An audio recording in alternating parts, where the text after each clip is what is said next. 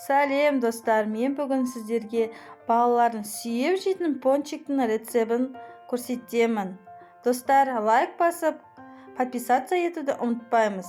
Ал олай болса кеттік. Құрамына ерітілген сары май, сүт, 2 жұмыртқа, дрожж, қант, шымшым, тұз керек.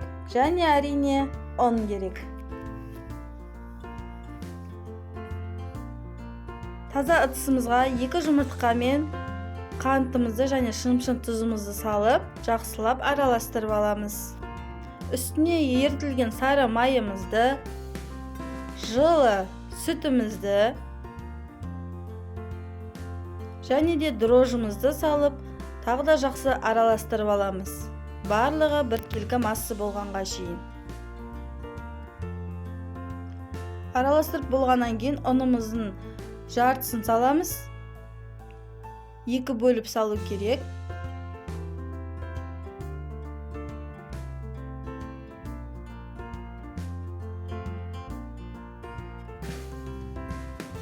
Қалған ұнымызды салып, жақсы жұмсақ осындай қамыр елейміз. Қамырымызды целлофан пакетке салып, барлық ауасын шығарып, 40 минутқа үстін жауып қоямыз. Міне 40 минуттан кейін әдемі болып көтеріледі қамырымыз.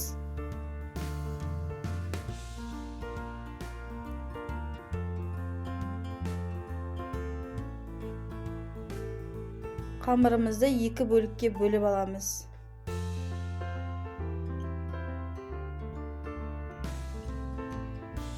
Қатты жұқа емес,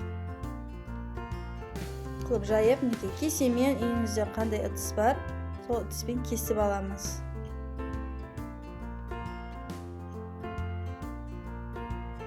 Ортасын мен буфетбайдың насадкасымен кесіп алдым. Кесіп болғаннан кейін тақтайдың үстіне қойып аламыз. Екінші бөлігінде кішкентайлау насадкамен кестім. Жарты сағатқа қойып қоямыз. Жарты сағаттан кейін осылай көтеріледі. Көтерілген пончиктерімізді орташа отта пісіріп аламыз. Мінекей достар, дайын болды. Мен ақ шоколад және Қазақстан шоколадын қолдандым. Ақ шоколадты ерітіп алдым. Қазақстан шоколадының үстіне сары майымызды қосып, оны да ерітіп алдым. Осылайны шоколадқа батырып аламыз.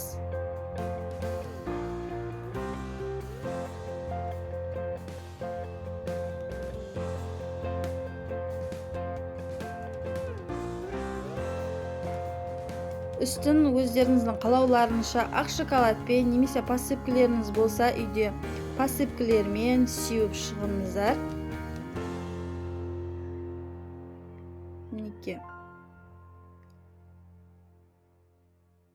Осылай әдемілеп.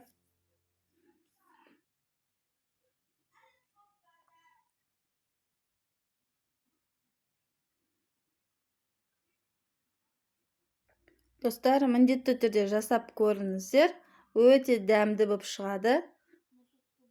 Мінеке. Дайын достар.